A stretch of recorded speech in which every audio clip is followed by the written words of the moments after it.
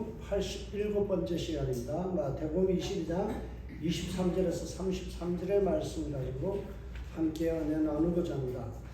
마태복음 46번째를 강의할 때에 제가 소개한 책이 umberto eco의 장래의 이름이라는 책이었습니다. 이 책은 저에게 굉장히 많은 교훈을 줍니다. 제가 사랑하는 또 존경하는 주성민 교수님께서 저에게 한국에서 이 책을 보내주셔서 꼭 읽어라라는 책이었습니다. 이 책의 내용은 수도원에서 일어난 연쇄 살인에 대한 조사를 펼쳐나가는 내용입니다. 수도원에서 연쇄 살인이 일어나자 윌리엄이라는 수사단장을 파견하게 되죠. 윌리엄이 수도원에 도착하여서 범인을 추적해 나갑니다. 그리고 나서 이 책의 마지막에 이런 결론을 내립니다. 악마라는 게 따지고 보면 세 가지다. 첫째, 영혼 없는 영혼의 교만한 것이 악마다. 두 번째, 미소를 모르는 신앙. 항상 기뻐하라고 그러는데 기뻐하지 않는 것. 그 악마의 노름에 놀아나는 거다. 세 번째, 의욕의 여지가 없다고 믿는 진리, 광신. 자기가 믿고 있는 것이 정말 팩트다. 자기가 알고 있는 것이 전부다라고 하는 이 광신의 신앙. 이게 마귀에게 놀아나는 신앙이다. 여러분, 악마는요, 의심의 여지 없다고 믿는 진리, 내가 정통이다, 나만이 옳다, 내 생각이 옳다라는 이 생각에 붙들려 살게 만듭니다. 그것을 우리는 신념이라고 이야기하죠. 자기 신념, 거기에 빠져 사는 거예요. 여러분, 성경의 말씀이 아닌 자기 신념, 자기 생각에 빠져서 그것이 옳다라고 끝까지 붙들고 사는 사람들이 있어요. 아무리 설교를 해도 그거 안 받아들여요. 내 생각이 옳다는 거예요. 내가 유튜브를 들어서 들었던 어떤 내용이 그게 정답이라고 생각하는 거예요. 그 광신입니다. 여러분, 이것은 악마에게 이용당할 수 있다는 거예요. 여러분, 이 장래의 이름이라는 책의 마지막에 보면 범인을 잡고 보니 도서관장이었던 호르헤라는 사람이 범인이었어요. 수도성이고 수도원, 요즘으로 치면 목사가 연쇄살인을 한 거예요. 왜 그렇게 했는지 따져봤더니요, 고통뿐인 세상에서 웃으면 안 된다는 거예요. 세상의 사람들이 슬퍼하고 있는데 왜 수도사들이 웃어야 되느냐. 그래서 웃음을 주는 이 희곡이라는 책을 그 책장을 넘길 때 우리가 침을 묻혀서 넘기잖아. 그걸 아이디어를 해서 그 침 묻히는 그 자리에다가 독을 발라는 거예요. 사람들이 그 침을 발라서 넘길 때마다 독에 감염되어서 결국에는 죽었다. 왜 이런 비극이 일어났나요? 잘못된 신앙, 잘못된 자기 확신, 맹신, 광신의 이 신앙에 찌들려 있기 때문이죠. 그리고 성경은 항상 기뻐라 말씀하는데 웃으면 안 된대요. 그게 무슨 신앙입니까? 그게 무슨 신앙입니까? 잘못된 신앙을 받아들이면요, 자기 생각에 완전히 사로잡혀서 자기 생각이 옳다라는 것 때문에 결국에는 고집을 피우고 결국 위험에 처하게 된다라는 거예요. 여러분, 우리가 유연성을 잃어버리면 큰일 납니다. 신앙에 있어서 유연해져야 돼요. 플렉시블해져야 돼요. 제가 늘 이야기하죠. 죽고 사는 문제 아니면 넘어갑시다. 죽고 사는 문제도 아닌데 그것 가지고 따지는 분들이 있어요. 왜 그렇게 합니까? 왜 이번에 수련회는 산으로 갑니까? 바다로 가야지. 여러분, 이게 무슨 죽고 사는 문제입니까? 여러분, 죽고 사는 문제 아니면 넘어가야 돼요. 플렉시블 하지 못하면, 유연성을 잊어버리면요, 사람들이 폭력적이 돼요. 폭력적이 돼요. 경직된 신앙은요, 우리를 위선과 폭력으로 밀어넣어요. 이런 자들의 신앙은요, 힘을 합쳐서 사람들을 폭력으로 대합니다. 마가복음 21장 23절에서 27절에 보면, 마태복음 21장 23절에서 27절에 보면 대제사장이라는 사람들이 등장합니다. 그들은 유연성을 잃어버렸어요. 경직된 신앙을 가지고 율법만을 오직 그것만을 고집하는 거죠. 율법주의자들. 그래서 그들이 뭘 이야기합니까? 왜 허가도 없이 내 나와바리에서 내 영역에서 설교하느냐 가르치느냐 그러면서 예수님께 따졌어요. 그리고 예수님을 죽이려 들었죠.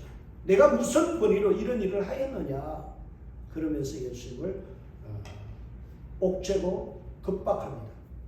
그러나 예수님은 그들과의 논쟁에서 완전히 압도하고 승리하죠. 경직된 신앙은 실패하고 참패하고 말았습니다.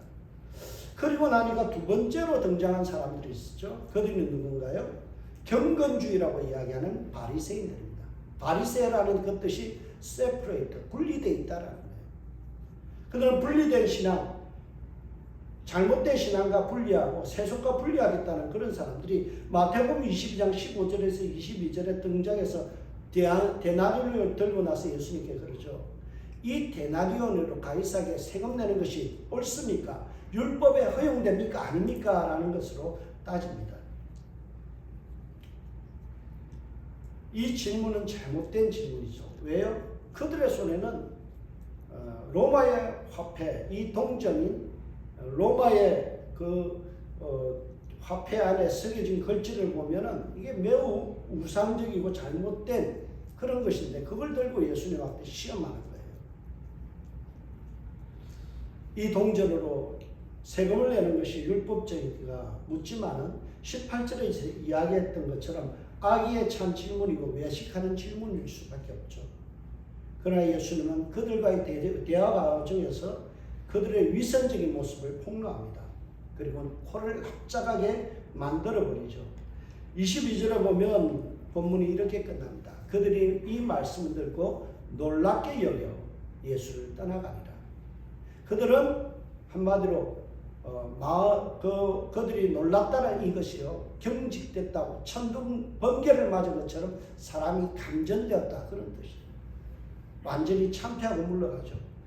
그러자 마지막 주자 사독 계열의 제사장들이 등장합니다. 오늘 두 번째 질문이 23절에서 33절까지인데요. 첫 번째 질문은 바리새인들이 했고요. 오늘 질문은 사두개인들이 합니다.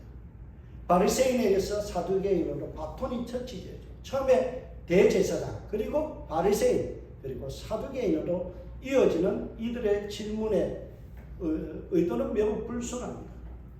신학적인 문제를 가지고 예수님 앞에 시비를 겁니다. 23절을 보면 사두개인들이 등장합니다. 이들은 영혼은 몸과 함께 죽는다라는 자기들의 잘못된 신앙을 갖고 있어요. 죽으면 끝이라는 거예요. 뭐 천국이 있고 지옥이 있냐? 한 번 죽으면 끝난다는 거예요. 더 이상 영혼도 없고 죽으면 지옥도 없고 그냥 죽는 것으로 인생은 끝나기 때문에 우리는 그런 거 안 믿는다는 거예요. 그래서 오늘 본문에 보면 사두개인은 뭐라고 설명합니까? 부활이 없다 하는 사두개인들 이렇게 설명합니다. 그들은 뭘 믿어요? 부활이 없다라는 거예요. 내세가 없다라는 거예요. 천국이 없다라는 거예요. 지옥도 없다라는 거죠. 죽으면 끝이라는 거예요. 그래서 이들은요 현실에서 어떻게 하든지 잘 먹고 잘 사는 게 그게 그들의 가장 큰 관심이었어요. 현실주의자들이죠. 실용주의자들입니다. 그래서 이들은 하나님 앞에 충성하고 하나님 앞에 예배하고 이런 것들 관심 없어요. 종교 권력을 이용해서 어떻게 하면 내가 실익을 얻느냐, 내가 어떻게 하면 더 잘 사느냐, 종교를 이용해서 어떻게 하면 내가 부를 축적하느냐, 권력을 누리느냐, 여기에만 관심이 있는 거예요. 여러분 놀랍게도 이 사두개인들이 어떤 사람들인가 하면 사두개인들에서 대부분들이 누군가 하면 대제사장들이 사두개인에 속했어요. 목사가 여러분 생각해요. 목사가 천국을 안 믿어요. 내세가 없대요. 그리고 설교하는 이유가 뭐예요?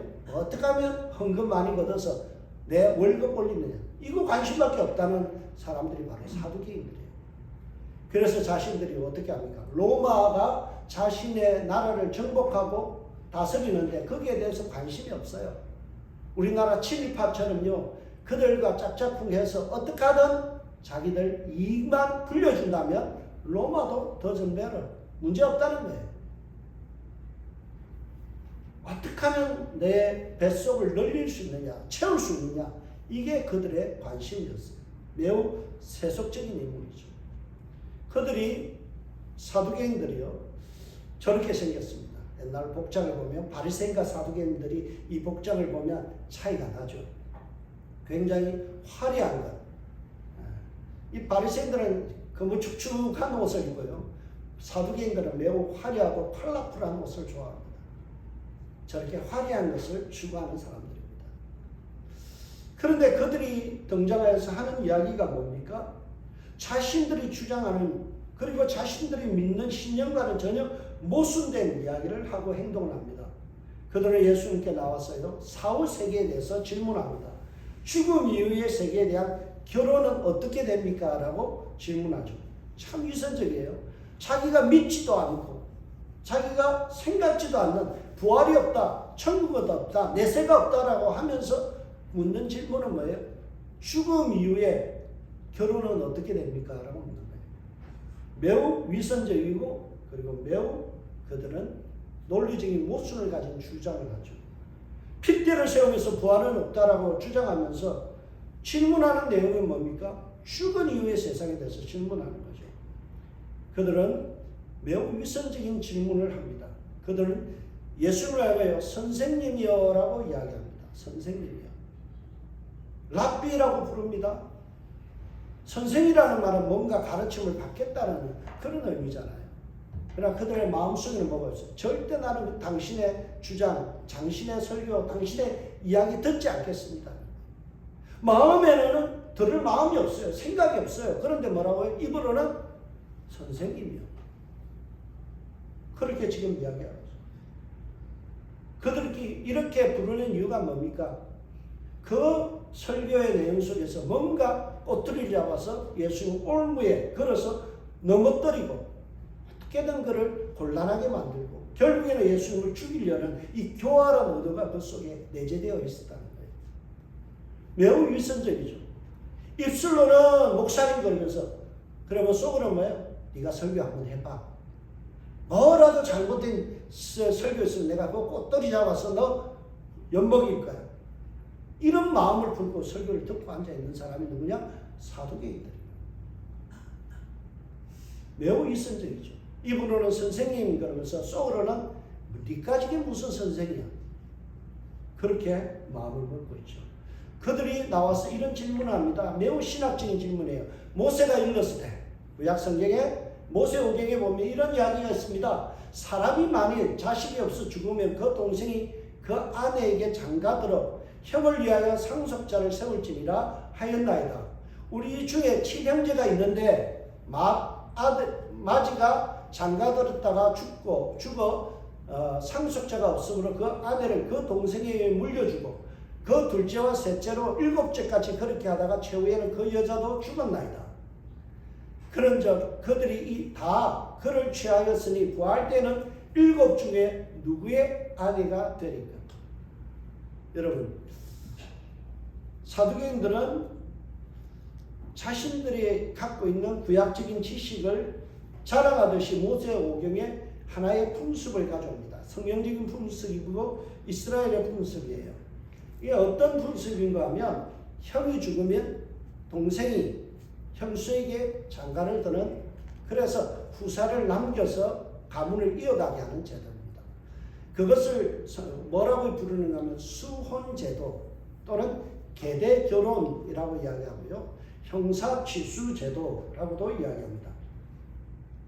가족 중에 한 남자가 자식을 남기지 못하고 아들을 남기지 못하고 죽게 되면 대가 끊겨버리죠.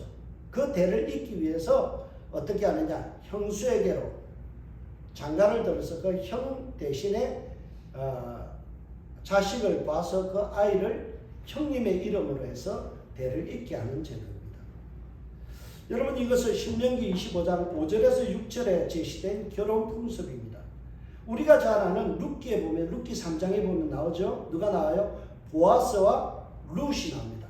그때 보면 보아스를 뭐라고? 기업 물을 자, 고엘이라는 단어를 씁니다.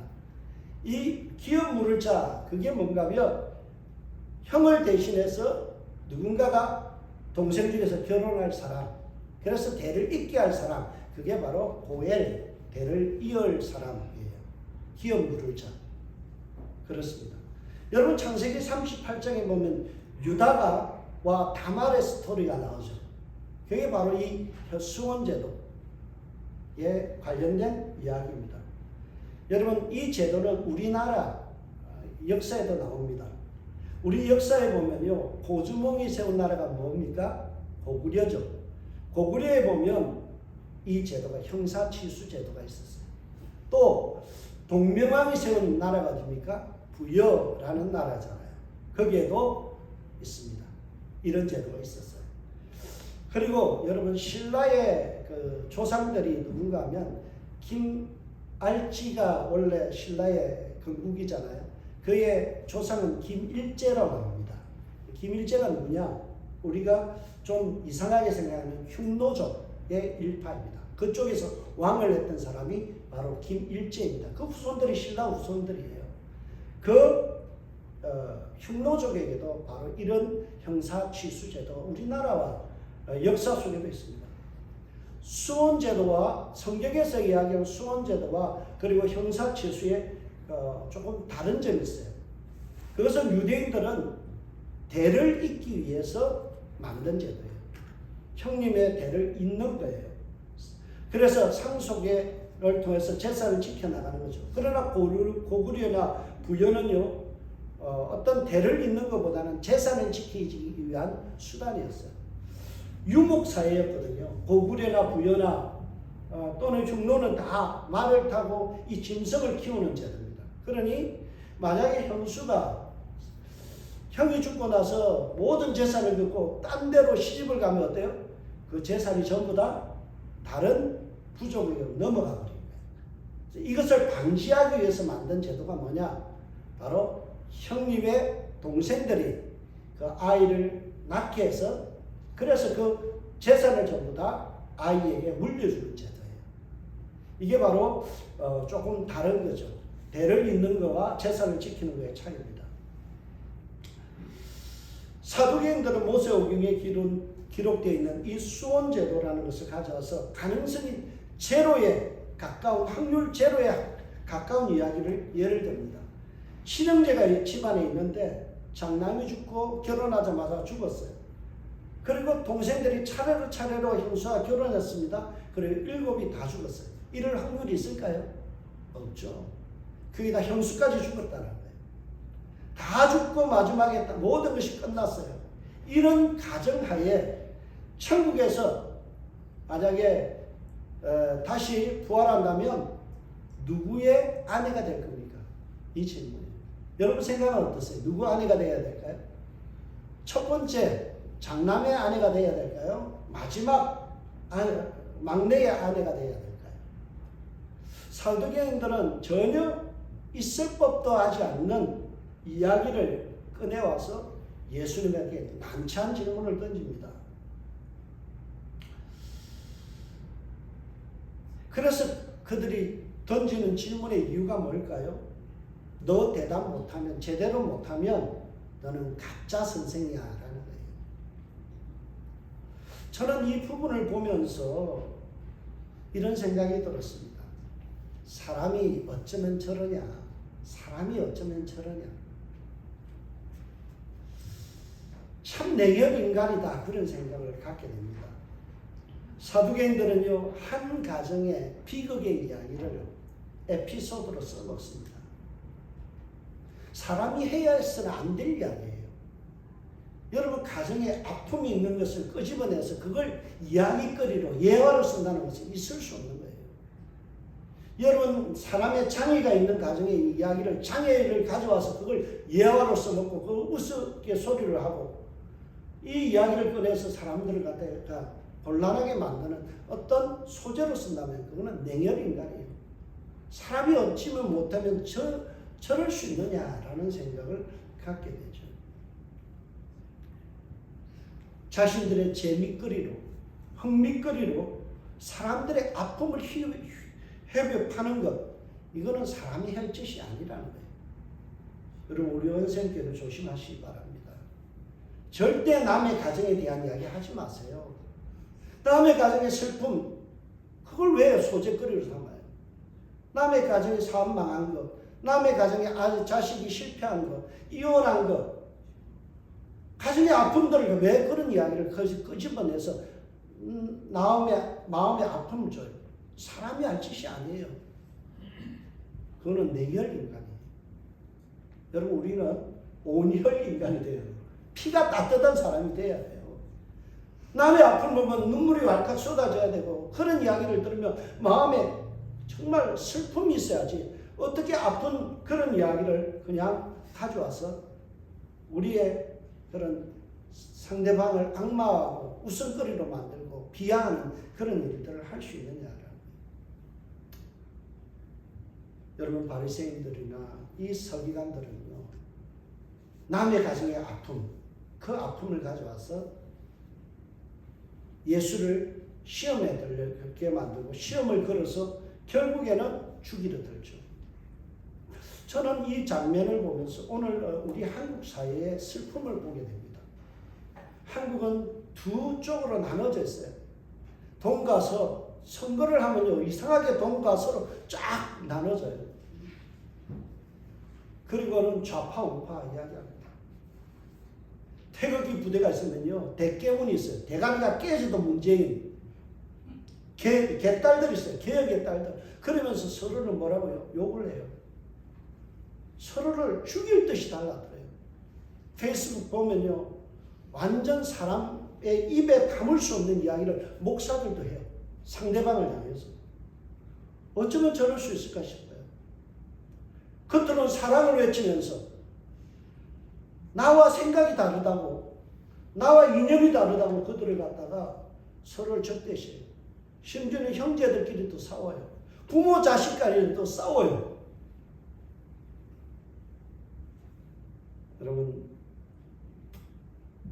우리는 그리스도인입니다. 좌파도 우파도 없어요.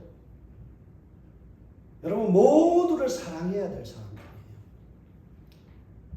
여러분, 성경에 보면 이런 말씀 있죠. 사랑으로 서로 입맞춤하라. 이 말은요, 서로 예배 끝나고 나서 우리 서로 키스합시다, 이게 아니에요. 그 당시 문화가 뭔가 하면 이런 거예요.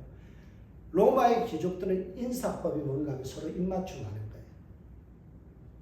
그런데 교회에 와보니까 로마의 귀족들, 시민권자들, 아주 잘난 사람들은 서로 입맞춤을 해요. 근데 교회에서 노예들이나 가난한 사람들이나 신분이 낮은 사람은 외면해버리는 거예요. 나하고 다른 부류의 사람들을 적대시하는 거예요. 밀어내는 거예요. 그래서 바울이 하는 말이 뭡니까? 환대하라는 거예요. 따지지 말고 나하고 다른 사람, 다른 신분이든 다른 사상이든 다른 어떤 가치관을 가져도 모두를 환영해라. 환대하라는 거예요. 그게 서로 입맞춤하라는 거예요. 여러분, 우리 마음이 천국이 되기 위해서는 환대하는 마음을 가져야 돼요. 이 사두개인들처럼 나하고 다르다고 그래서 사람을 갖다 이용하고 냉혈 인간처럼 남의 아픔을 휘벼 파는 그런 일을 해서는 안 되죠. 제가 여러분에게 소개하고 싶은 책이 있습니다. 일본의 굉장히 기독교인 중에서 엔도 슈사쿠라는 사람이 지은 침묵이라는 책이 있습니다. 그 책의 내용 중에 이런 말이 있어요. 일본은 늪이 되었다. 물이 흐르지 않으면 늪이 된다. 곧 제가 빼버렸는데요. 한국을 미워하는 감정에 갇혀 살면 인간이 살 수 없는 사회로 변질된다. 일본인들 입장에서 한국이 어때요? 미움의 대상이에요. 정오의 대상이에요. 그걸 꼬집어서 뭐라고요? 일본이 늪이 되어버렸다는 거예요. 늪이 어떻습니까? 고기가 살 수 있나요? 없죠. 생물이 살 수 없는 환경이 되어버렸다. 그것이 일본이다. 왜? 그 일본인들의 마음속에 뭐가 있다고요? 한국인에 대한 미움이 너무나 크기 때문에 인생이 다 늪으로 변했다. 그러면 미움은 우리의 마음을 늪으로 만들어 버립니다. 나와 다른 사람들을 인정하지 못하고 나를 싫어하는 사람들을 품지 못하고 그들을 어떻게든 돌려주려는 그 마음이 있으면 내 마음은 늪이 되는 거예요.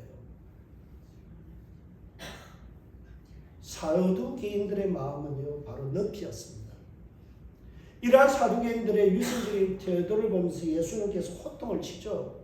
예수께서 대답하여 이르시되 너희가 성경도 하나님의 능력도 알지 못하는 거로 오해하는도다.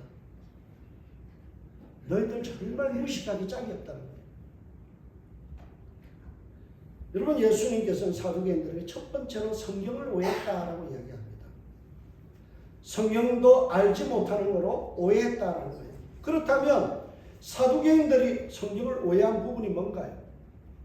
그것은 구약 성경의 범위, 그것을 오해했다는 거예요. 사두개인들은요, 뭘 생각하고 있는가면, 여기에 보면 구약에 39권이 있는데요. 여기에 보면 율법서라고 하는 이 모세 오경, 창세기, 출애굽기, 레위기, 민수기, 신명기만을 성경으로 인정했어요. 그러니까 역사서라든지 시가서라든지 선지서라든지 예언서 이런 부분을 전혀 인정하지 않는 거예요. 여러분, 창세기, 출애굽기, 레위기, 민수기, 신명기에는 부활에 대한 이야기가 없습니다. 그러니까 어때요? 그런 부활을 믿지 않는 거예요. 그러다 보니까 자기가 갖고 있는 신앙, 자기가 갖고 있는 성경의 범위 안에서만 어때요? 그 믿음으로 받아들이죠. 오늘의 이단들하고 똑같은 거예요. 자기가 좋아하는 성경 구절만 딱 뽑아서 그것만 믿고 그것만 주장하는 거예요. 근데 후대에 기록한 역사서라는 시간서, 특별히 예언서에는 부활에 대한 이야기가 있거든요. 여러분, 이사야 26장 19절 보세요. 주의 죽은 자들은 살아나고 그들의 시체들은 일어나리라. 티끌에 누운 자들이 너희는 깨어 노래하리라. 주의 이슬은 빛난 이슬이니 땅이 죽은 자들을 내어놓으리라. 뭐에 대한 이야기입니까? 부활에 대한 이야기예요. 다니엘서 12장 2절에도 동일하게 부활을 이야기합니다. 성경에서 부활에 대한 이야기들이 여러 곳에 나오는데 그 부분은 내가 믿기 싫은 거예요. 그걸 인정하기 싫은 거예요. 그러니까 어때요? 그거는 무시해버리고 내가 좋아하는 성경 구절만 딱 따와서 발췌해서 그걸 믿고 있다. 예수님 뭐라고요? 너희들이 성경을 오해했다. 성경을 믿지 못했다. 성경의 범위를 정확하게 알지 못했다는 거예요. 구약의 39권의 성경 전체를 왜 안 믿느냐는 거예요. 네가 원하는 한 부분만을 가져와서 그것만 가지고 왜 성경이 진리다, 전부다 라고 우기고 있느냐라는 거예요. 두 번째로 그들이 갖고 있는 것은 고정관념의 오해입니다. 하나님의 능력을 오해한 거예요. 오늘 29절에 보세요. 하나님의 능력을 알지도 못하는 거 오해하였도다. 그렇게 말씀하죠. 그들이 알지 못한 건 뭐입니까? 하나님의 능력이에요. 입으로는 전능하신 하나님 그래놓고 속으로는 뭐예요? 하나님 전능하지 않아. 부활시킬 능력이 없어. 입으로는 전능하신 하나님이고 전능이라는 건 모든 걸 할 수 있잖아요. 근데 마음속에 뭐예요? 부활은 안 돼. 부활은 하나님의 능력 밖이야. 그렇게 생각합니다. 그러니까 부활이 없다라는 거예요.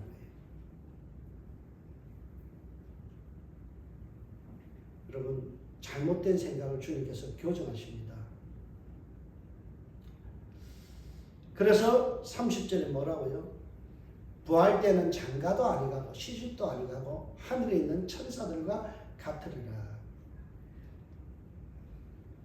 여러분, 예수님께서는요, 그들의 잘못된 고정관념, 그것을 깨트리십니다.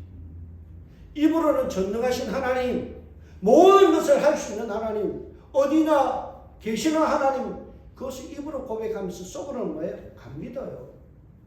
하나님 전능하다고 그러시면 부활을 믿어야 되는데 부활을 안 믿어요. 여러분, 오늘날 우리의 모습 아닌가요? 입으로는 전능하신 하나님 그러면서 속으로는 뭐예요? 기도해놓고 안 믿잖아요. 기도해놓고 안 믿잖아요. 입술로 고백하는 것과 내 마음에 믿는 것이 다르잖아요. 이게 바로 사두개인의 신앙이에요. 그래서 예수님께서 뭘 이야기해요? 너희 고정관념 버리라는 거예요. 예수님께서 뭐라고요? 그들이 갖고 있는 것은 현세나 내세가 똑같다라는 거죠. 현세는 어때요? 장가의 제도, 결혼 제도가 있으니까 내세도 결혼 제도가 있을 것이다. 그 고정관념을 가지고 뭐예요?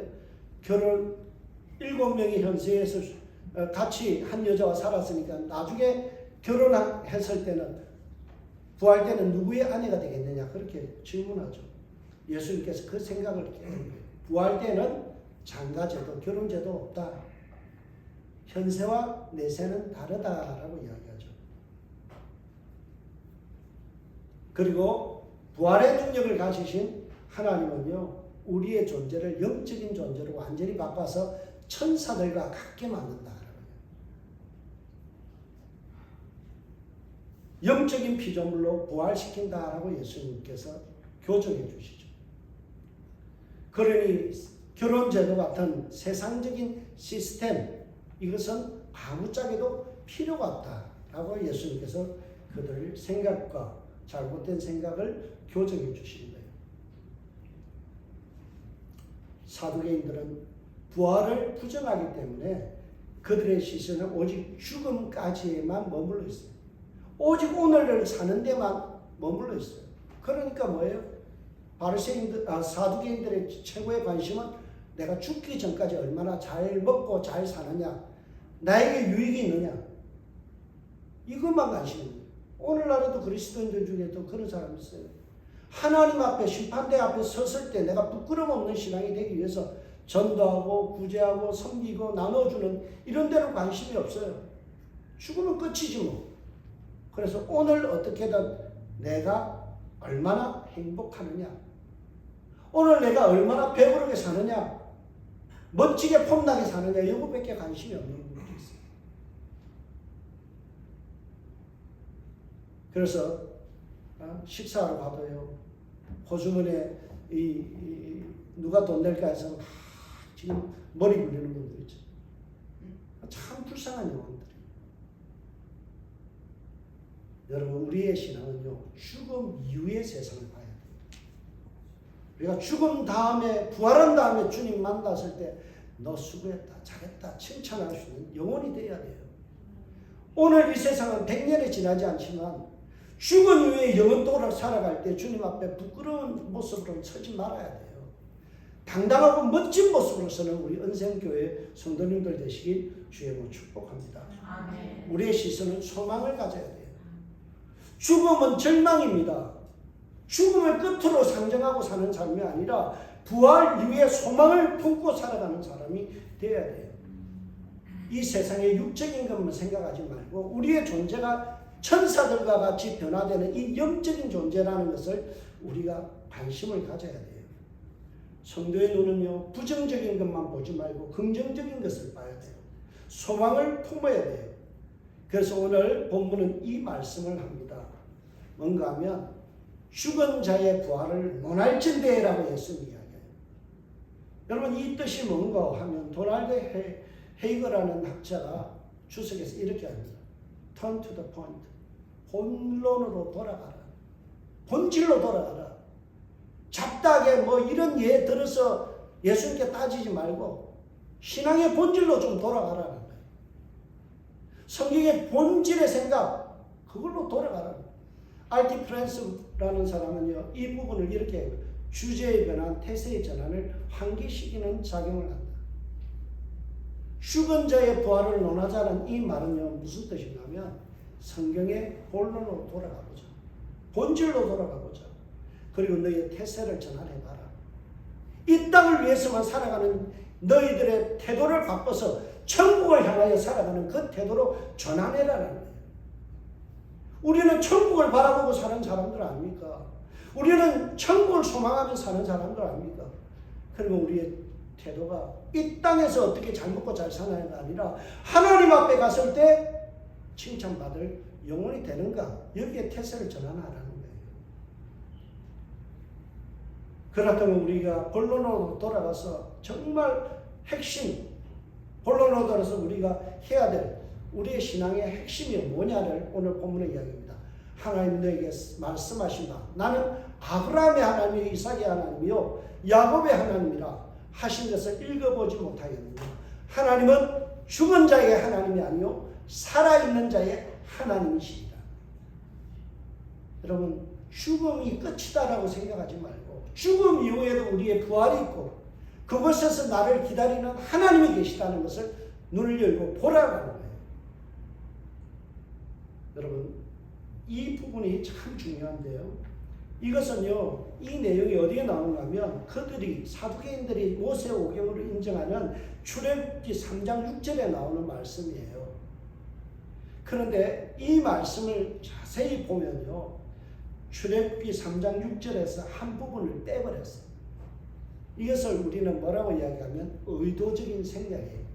그 부분 빠졌는데 이걸 생각하게 하는 거예요. 그게 뭔가 하면 내 조상의 하나님이니 이 부분이 빠져 있어요. 근데 정확하게 번역하면 내 조상의 하나님이니 이 말이 내 아버지의 하나님이니 그렇게 번역이 돼요. 여러분, 그 기억을 통해서 뭘 이야기합니까? 하나님은 아브라함 시대, 이삭의 시대, 야곱의 시대만 활동하신 하나님이 아니라 바로 너의 생존에 계시는 아버지의 시대에도 역사하셨던 하나님이다. 그 말씀하시는 거예요. 그렇다면 너 아버지의 히스토리, 인생 역정 속에서 역사하시고 인도하셨던 그 하나님이 너의 인생에는 개입하지 못하겠느냐 이거예요. 구약시대에 역사하셨던 그 하나님, 그 하나님은 과거에 죽어버린 하나님이 아니라 너의 아버지의 인생에도 개입했고 너의 인생에도 개입하는, 그래서 하나님은 어떤 분이라고요? 살아계신 하나님. 그래서 하나님이라는 이 단어가 헬라어로는 에고에임이 현재형으로 되어 있어요. 에고에임이라는 것은 뭔가 하면 여호와 그런 뜻이에요. 나는 스스로 있는 자리라 할 때 그 말을 번역하면 에고에임이에요. 그것을 현재형으로 씁니다. 오늘 본문은 그 현재형으로 씁니다. 하나님 누구라고요? 현재도 살아계신 하나님입니다. 과거에 구약시대에만 역사하신 하나님이 아니라 예수님 시대에만 역사하신 하나님이 아니라 오늘도 살아계시고 오늘도 우리에게 부활하셔서 모든 사람을 우리의 인생에 관여하시고 복 주시고 은혜 주시는 분이 누구냐? 하나님이시다. 그래서 마태는 8장 11절에서 이렇게 얘기합니다. 또 너희에게 이르노니 동서로부터 많은 사람이 이르러 아브라함과 이삭과 야곱과 함께 천국에 앉으리라. 예수님 시대의 사람들 보고 뭐라고요? 아브라함 시대에, 이삭 시대에, 야곱 시대에 그 역사하셨던 그 하나님이 그들을 부활시켜서 전부 다 천국에 있는데 너희들도 전부 다 천국에 가서 그분들과 함께 있을 것이다. 이 말은 또 우리에게도 적용돼요. 오늘 여기 예배드리는 모든 분들이 천국 가면 누굴 만나요? 아브라함 만나요. 누굴 만나요? 이삭을 만나요. 또 누구를 만나요? 야곱을 만나요. 구약의 인물들 다 만난다는 거예요.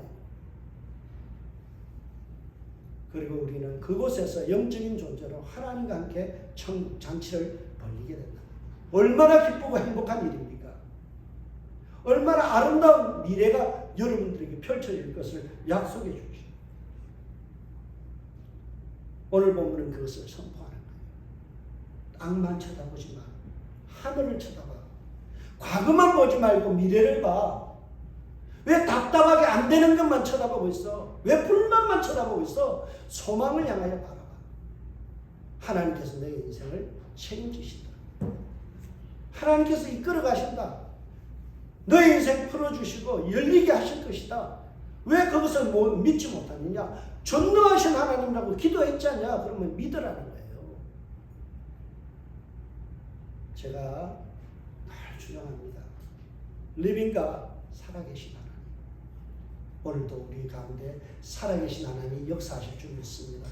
네. 여러분, 에베소서 3장 20절을 여러분에게 말씀하고 설교를 내고자 합니다. 우리 가운데 역사하시는 능력대로, 우리 가운데 역사하시는 능력대로 우리가 구하는 것이나 생각하는 모든 것에 더 넘치도록 능하실 이 그분이 예수 그리스도 하나님이십니다. 여러분, 사두개인들처럼 입으로는 전능하다 하면서 부활을 믿지 못해요. 천사를 믿지 못해요. 현세만 바라보고 살아요. 땅만 쳐다보고 살아요. 주님은 오늘 본문을 통해서 뭘 이야기하면, 야, 우리가 믿는 하나님은 째째한 하나님 아니야.